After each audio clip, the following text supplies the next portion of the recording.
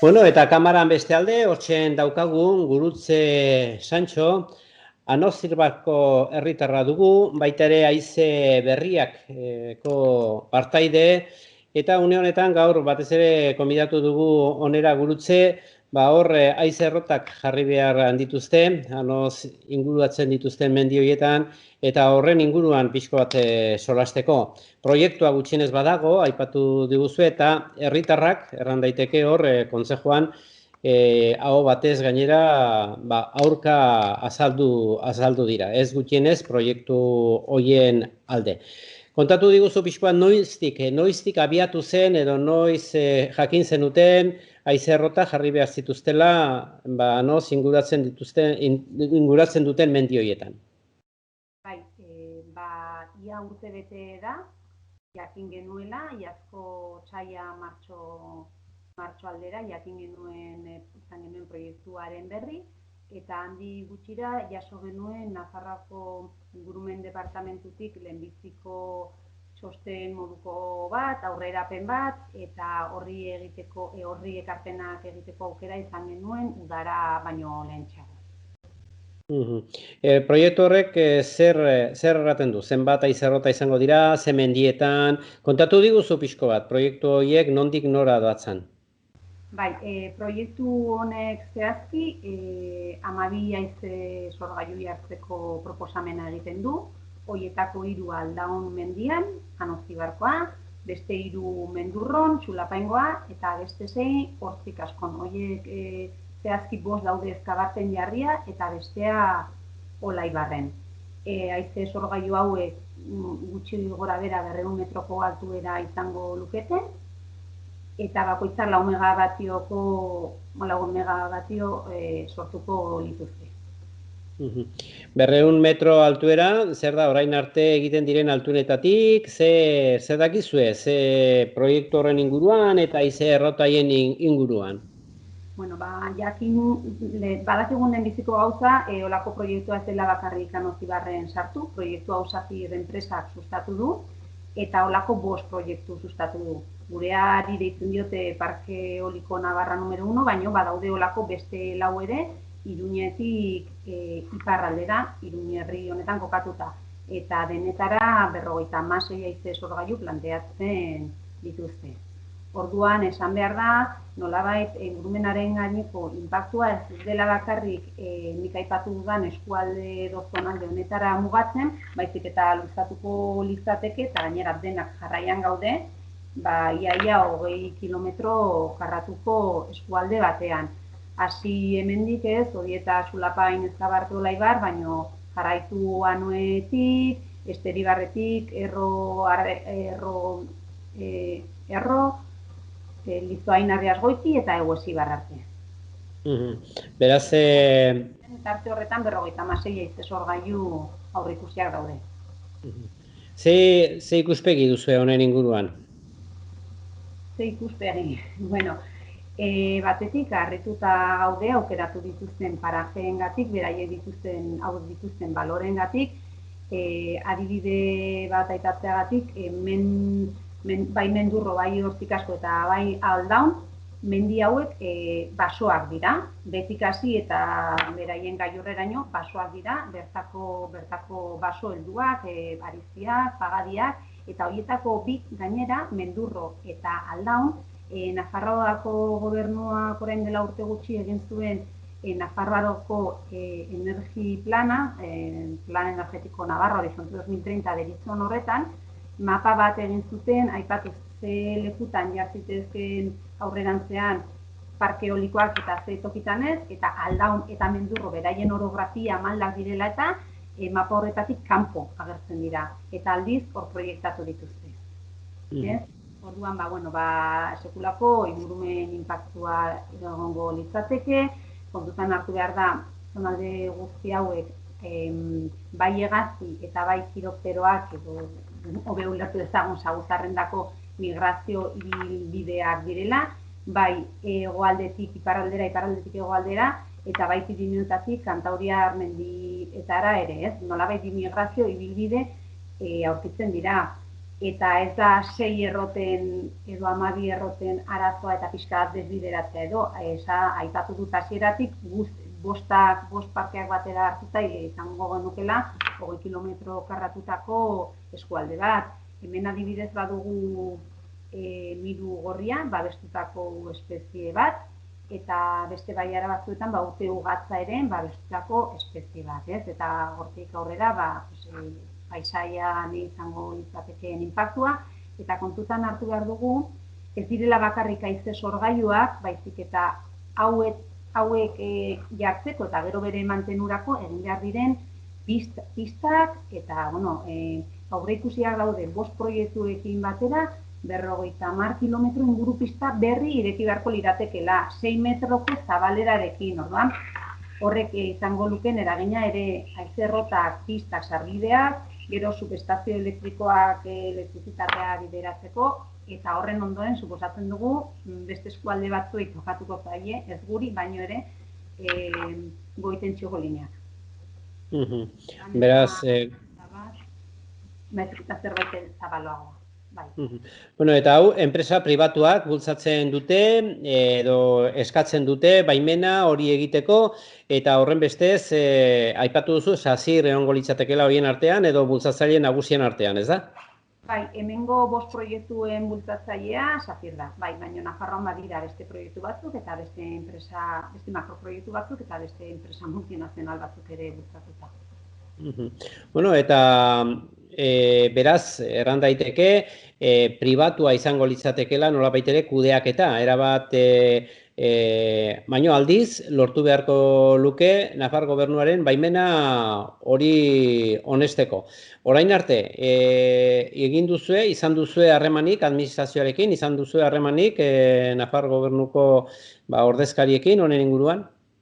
Izan dugun harremana, izan da jaso genuen txosten hori, guk egin genituen ekarpenak, eta ekarpen horien ondoren orainaz urte bukaera aldera jaso genuen Nafarroako gobernuko ingurumen departamentutik beraiek gure ekarpenen ondoren egindako txostena, bai? Txosten hori 5 parke horiei dagokiona da, eta txosten hori da nolabait ere ingurumen departamentuak orain helarazi diona SACIR enpresari berak kontutan izan dezan orain ja egin behar duen proiektuan eta ingurumenaren gaineko ebaluazio horretan aintzat hartu behar dituen gauzak aipatuz. Eta batez ere eta asko aipatzen dira, guk batzuk eta beste gure aportazio horietan jarritako gauzak.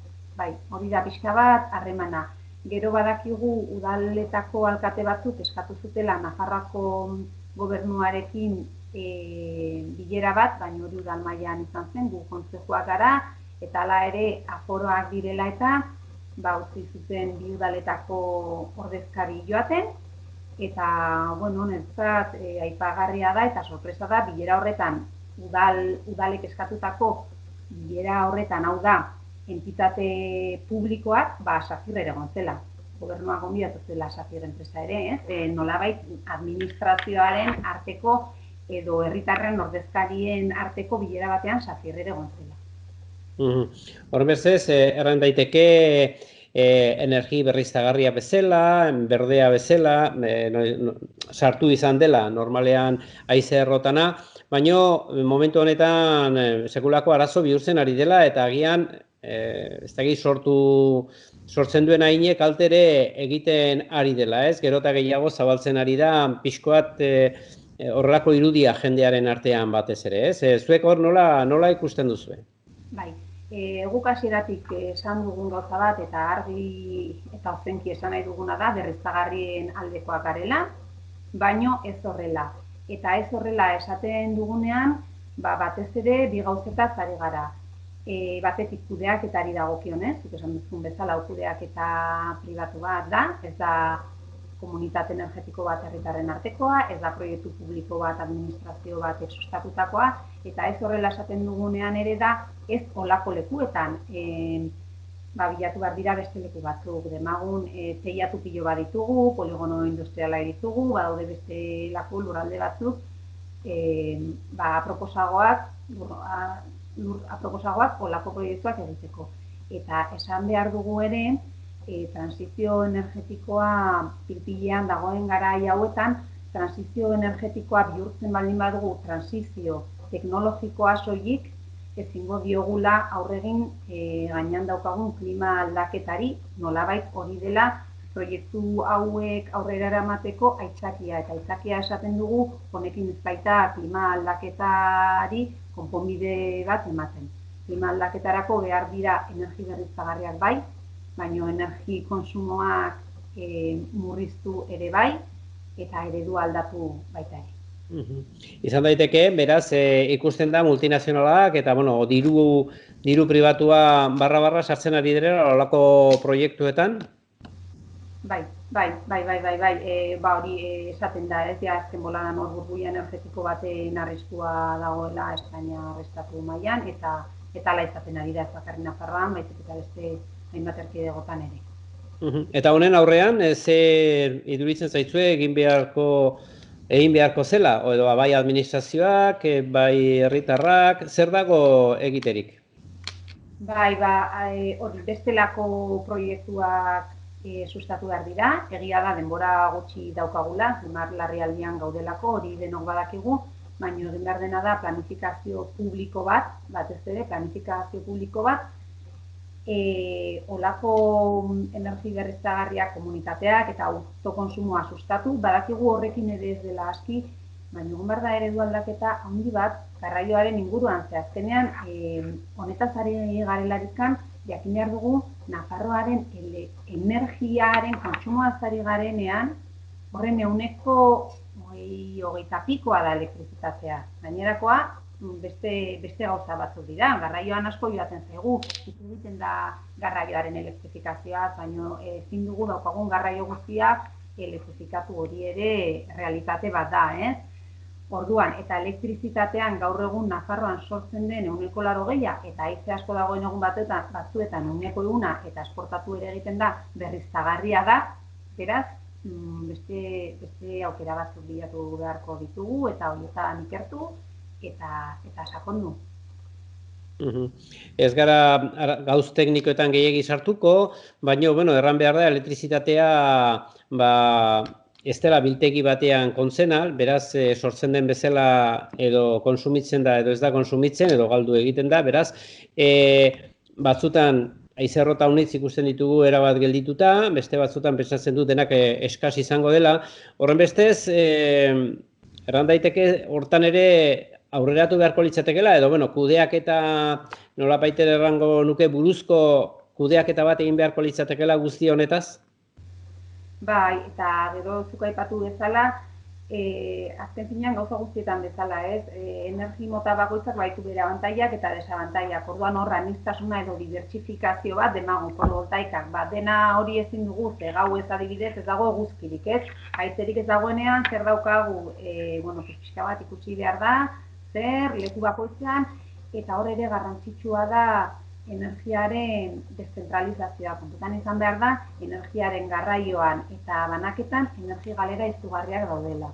Orduan, horrek, baina izugarriak zen dut 20%, ez 2%, Orduan horretan garrantzitsua da, kontsumitzen diren tokiak identifikatzea, eta horiek badakigu zeintzu diren, hiruguneak, hor daudela kokatuak, zerbitzuak, industria eta etxebizitza gehienak, eta saiatu ahalik eta gertuen ekoizten ere, zer bestela garraioan egin dezakegun kalteaz gain energiaren efizientzia aldetik asko galtzen da. Eta galtzen dugu. Beraz, aipatzen zenuen, alde batetik haizerrotak, bestaldetik errepideak edo pista zabalak, eta azkenik baita ere, noski, elektrizitatea joateko, egin behar diren nolabait ere azpiegitura guztia. Norat, ze sarera sartuko litzateke batez ere, Iruña aldera, edo ze saretan sartuko litzateke, ze toki erabiliko zuen energia bide horrek, ze sare ingo lukete?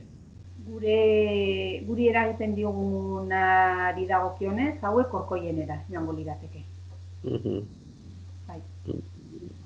Beraz, aurreratua ikusten duzu proiektua, edo oraindik pentsatzen duzu edo baduzue gelditzen ahal izango dela. Hori oraindik ez dakigu, baino egia esan aurrera doa. Badakigu lanean ari direla enpresa horietan, eta orain dela aste pare bat gehienok irakurri genuen hainbat egunkaritan Aierri kontseilariak bidalitako eskutitza barkatu, adierazi nolabait sakrifikatu behar genuela, ingurumena sakrifikatu bestea klima larrialdia geldiarazteko. Ez dakit dirutzen bidea den, baina nolabait hor bai ikusi genuen argi berde bat olako proiektuei, eta arrestutxoa iruditzen zaigu hori.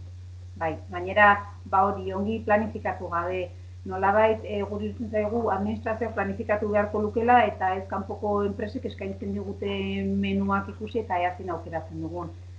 Horretarako ere guk hasi behar ditugu aukera sustatzen, ere ezin dugu egon menuen zai eazin gustatzen zaigun, zera orokorrean agian ez dugu gustatuko, ez? Orduan, aipatu behar dut honen arira ere, Safirren eraginpean gauden, hasieran aipatu ditudan baiara horietan, hainbatetan sortu ditugula ere energi batzordeak alternatibetan lanean hasteko. Aste aldera eta batzuk hasi gara pixka bat alternatiba horietan lanean baita ere. Eta ikusten duzte bidezkoa dela? Lan hori egitea, lan asko dago egiteko, nik bai uste dut hor udal administrazioek badutela lana egiteko, eta ongi legokela Nafarroko gobernuak udal administrazioarekin lan horiek egitea eredu deszentralizatu eta tokian tokiko eredu baten jo behar badugu, udal txikien, gainera orokorrean udal txikietaz ari gara, laguntza behar dute, beraiek ez dute baliabiderik, baina Nafarroko gobernuarekin elkarlanean gauza politak egin daitezke, eta, hasi gara batzuk bai, hortan alternatiba pentsatzen, bilatzen, eta alde neurrian gauzatzen. Beraz, erraten dute, mendialde hutsa, Espainialdean Espainia hutsa aipatzen dute, beraz, erran daiteke, herritar gutxi dauden tokietan, horrelako gauzak gertatzea erresa dela, beraz, botuari dagokionez, horre ez dute hauni sufrituko, diot, eta horrelako sarraskiak edo, horrelakoak edo bestelakoak egitea erresago izaten da horrelako tokietan? Bai, hori hartzen gara, landa eremuan, eta gainera hori herri pilo bat, bakoitza bestearen gandik urrun, populazio gutxi, populazio zartitua, eta honek ez du laguntzen olako proiektuak ez dituzte herriak erakagarriak egiten jendea geratzeko, aurrera begira, ez da, proiektu mota batzuk turismoari lotutakoak, mendiak jozatzeari lotutakoak, natura jozatzeari lotutako proiektuak, olako proiektuekin ez dira bateragarriak, esan dezagun. Ederki, Gurutze, ez dakit honen inguruan, ze plan daukazue, ze ekitaldi, zer duzu antolatua? Bai, hasierako fase horretan eta gainera konfinamendua bete-betean harrapatuta gondela ailegatu ziren proiektuak, nolabait ere bakoitza gure aldetik koordinazio gehiorekin edo gutxiagorekin aurkeztu genituen gure ekarpenak, baina orain hasi gara 5 proiektuetako baiara eta herrietako jendea elkartzen, sortu dugu haize berriak plataformen koordinakundea, eta hor manifestu bat egin dugu, orain aste batzuk aurkeztu genuen prentsan, eta hor ikusi ditugu nolabait elkarrekin ekintzak hor ikusten ditugu, eta bakoitzak egiten ditugun ekintzak edo jarduerak partekatzen ditugu, beste entzat izan daitezkelakoan baliagarriak eta denak batera joateko. Guk utzi behar bezala hurrengo ekimena igande honetan daukagu, bertso saio bat izanen da, eta beste leku batzutan ari dira etxez triptikoak banatzen, leku batzuetan sinadura bilketak egin dituzte bai kontzeju eta udaletan aurkezteko ez dutelako jarrera finkorik adierazi, ez du kontzeju ez udal batzu, gure kasuan hori ez dugu egin, Anotzibarren hau batez erabaki genuelako, eta horietako udalak baita ere, orduan guk sinadura bilketa momentuz ez dugu egin, eta hola pixkanaka, komunian ere ekimenak sustatuz. Batetik komunikazio aldekoak eta beste batzuk taldetxoak sortzen, batzuk gehiago ingurumena alorrekoak, beste batzuk gehiago araudiari dagozkionak, edo pixkanaka horretan jantzia dagoen jendea, eta hola pixkanaka elkarri laguntzea. Eta proiektua ikusten duzue, administrazioaren aldetik agian entzungo dizuetela, badagola gelditu, aldatu edo zerbait egiterik? Aldatu behintzat uste dugu aldatu beharko dutela, ze ingurumen departamentoak egin duen txostenak ere hainbat aipamen egiten du, nolabait nahiko zaila ikusten duela edo leku batzutan, edo zehatzutan, pentsatzen dugu aldaketa desente egonen direla hemendik proiektu definitibora, baino atzera bota ez dakigu, osatuko itzaiguke, baino zailagoa da gaur-gaurko orduan lanean jarraitu beharko dugu, lana bat dugu egiteko. Hemengo instituzioetara, hemengo administraziora jo duzue, beste toki batzuetara jo behar duzue, errateko nahi dut Europara, edo ikusten duzen honbait, babesa izaten alduzuela zuek ikusten ez duzuen proiektu hau nolabait ere gelditzeko? Oraindik holakorik Europa ez dugu aipatu, baina bai aipatu da estatu mailan badaude hainbat koordinakunde eta hainbat plataforma estatu mailan eskatzekoak direla moratoria bat proiektu guzti hauen inguruan, denbora tarte batez, planifikazio hobeago bat egiteko eta holakoak aipatu izan dira eta horri buelta bat eman behar diogu oraindik ere eta pixka bat Orduan, erran daiteke Kastilla aldetik etorri zitzaigun Kijote haize errotan aurka, beraz, nork errango zuen, baina ja hasiera batean, hori, energia berriztagarriaren alde egonez gaur egun, haize errotan aurka ere, nolabait ere, egon gaudela batez ere kokapenangatik, ez da? Bai, kokapenangatik eta aipatutakoa, pixkat nor sustatzen duen eta nola proiektua.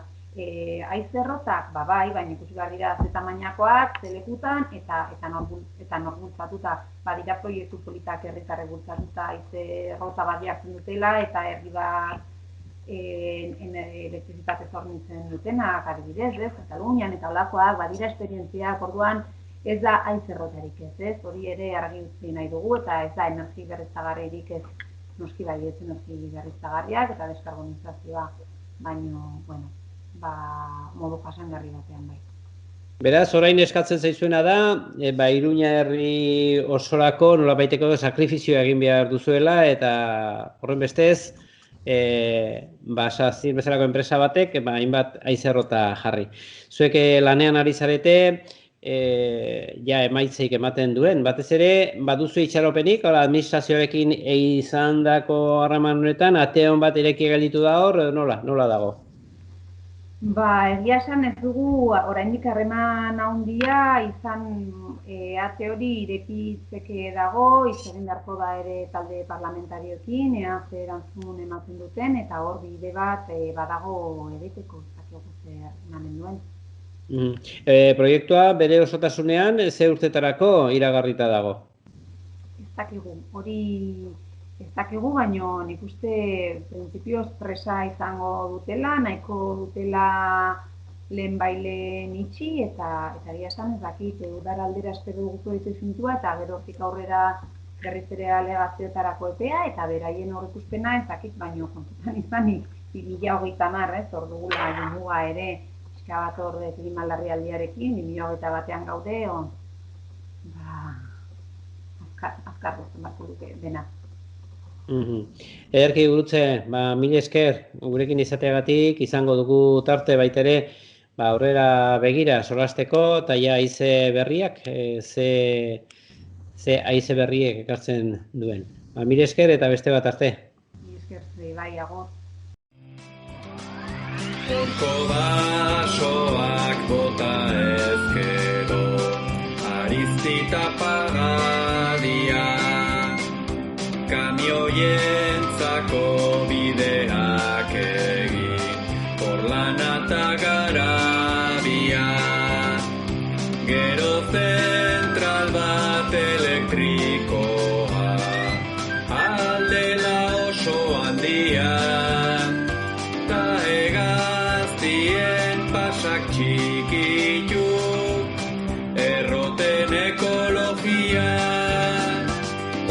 hori guztia egiten badu, ez da energia garbia. Bueno, eta kamara bestalde orain daukaguna Iñiko Ibarra da, eta Anoz Ibarraldean jarraitzen dugu, Anozen berso saio bat duzue igande honetan. Kontatu diguzu pixko bat, nondik nora sortu zen ideia eta zergaitik? Bueno, lehen gurutzek esan duen bezala, hemen haize sorgailuak jarri behar dituzte inguru hontan, edo, proiektatu da dituzte behintzatez, eta Anoz herria 12 haize sorgailu inguratu behar dute, eta orduan guk pensatu genuen, hori mugitzen hasi behar ginela, nolabaiteko gure haserrea adierazi behar genuela, eta, ni kasu honetan bertsolaria naizen nintzen aldetik, niretzat biderik errexena, hortan aritzea denez, berso saio bat antolatzea buruatu zitzaigun. Eta kultura ere beti ere bide egoki izaten da gauzak esateko, eta bersolaritza are gehiago. Berso saio bat antolatu dugu.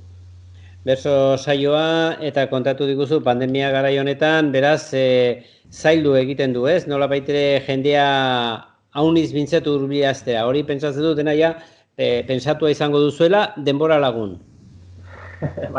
Nahiko pixkate psikotikoa sortatzen naizaigu berso saioa, zeren alde batetik egin behar genuen egu berritan edo, eta han sekuleko elurtea etortzitzaigun Filomena edo dena delakoa, eta orduan atzeratu behar izan genuen, eta orain berriz, badirudi euria ere eurari ez dugula lagun izan behar, eta euriak igual eraso eginen duela, eta orduan horrekin pixkat kezkatuta gabiltza, ez? Aukera nahiago genuke atarian, Anozen batez ere haize horretak bertan jarri behar ikuztelako, eta beti ere koronavirusarekin seguruagoa delako atarian egitea, ez? Bai distanzialdetik, bai musukoekin, bai arriskurik gabe berso saio batez gozatzeko modua dagolako, ez?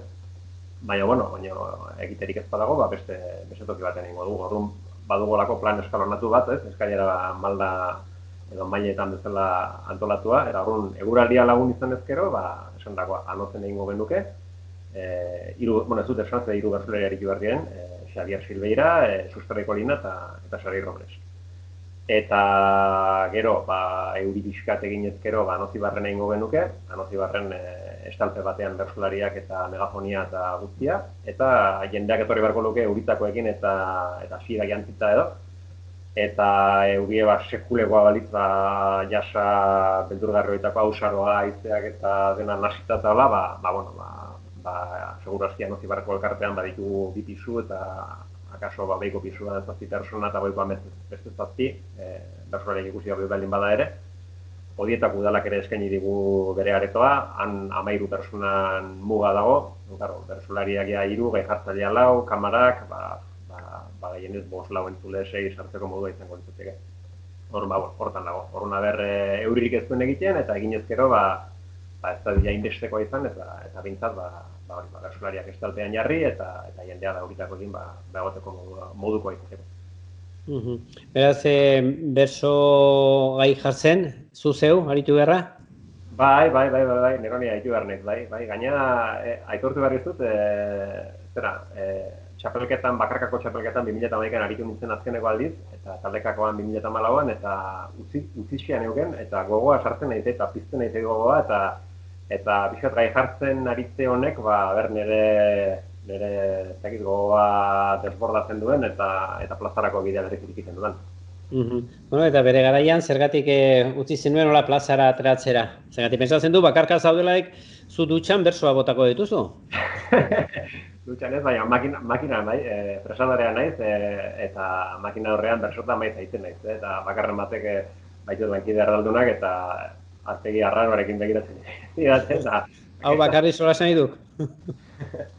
Eta bai. Eta utzi nun, txapelketak nekatu egiten du, adin batetik aurrera horrek askatzen du entrenatu beharra, koiteztatu behar etengabe hori, errimak landu beharra, eta gero plaza asko ez dituzunen eta persona nekatu egiten da, ez?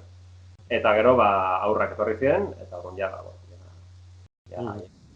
nire denbora guztia edo nire gogoa hartara bideratu nuen. Eta aurreratzei balen badago, gaiak nondik nora joko dute, batzu badazkigu, nondik nora ziur gainera, baina, bueno, gainera hor ikusita ze bersolari dituzun, segurazki ere gaiari helduko diote ongi.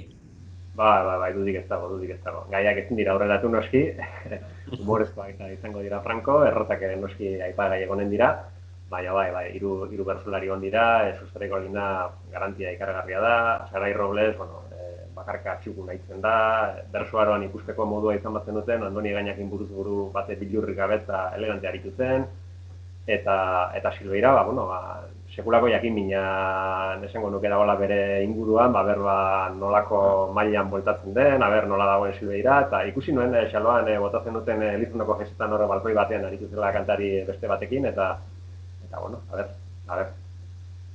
Beraz, ikusteko dena. Beraz, alde batetik deia egiten duzue, pentsatzen dut, jendea hurbiltzeko, gutxienez, eguraldi olakoa balen bada, egualde ona balen bada. Eguraldi ona balen bada, berriro errepikatu, ze tokitan izango litzatekeen, eta ordua, ikusle bat, agian joan nahi badu. Igande hontan, urtarrilaren edo beltzaren 31, eguerdiko 12etan, eta eguraldi ona tokatuzkero, sortatuzkero, anotzen izanen da. Eguraldia hola erdipurdikoa balin badago, anotzi barren egingo genuke, nola nahi ere ez dago arazorik, zeren anotzera joateko anotzi barti pasatu behar da, orduan anerrikidean persona bat egonen da, eta harrek baterako edo besterako bidera adieraziko dio etortzen den guztiari. Eta sekulako egoldi latza sortatuko balitz, elkartean. Orduan, batean edo bestean, edo azkeneko hortan egiten balin bada, kopuruak, jende aldetik, ez dira berberak izanen, ez? Anotzen, zelai zabalak daude, eta han, ez dakit, nikten jende sartzen utziko genuke, baina egun persona inguru behintzat bai, anotzi beharko pilotalekuan, pilotaleku tiki bat baitugu, bersolariak eskantzeko ainekoa, edo horre ginezkero, igual, 70 persona sartzeko modua izango genuke, eta elkartean egiten bada, 30, eta ala kopuruak jesten joango gainateke. Eta nola antolatu, pentsatu ez dugunez, iritsi ala sartzen utzi, eta momentu baten, ez ginuke inor sartzen utziko, eta alako zerbait egarko luke. Oso ongi, dena ongi ateratzen den, izango dugu tarte egoteko. Mil esker, Iñigo, eta bueno, gaiak zorroztu. Eskerrik asko, eta placer bat izan da. Zurekin zorraztean, mil esker. Zuri.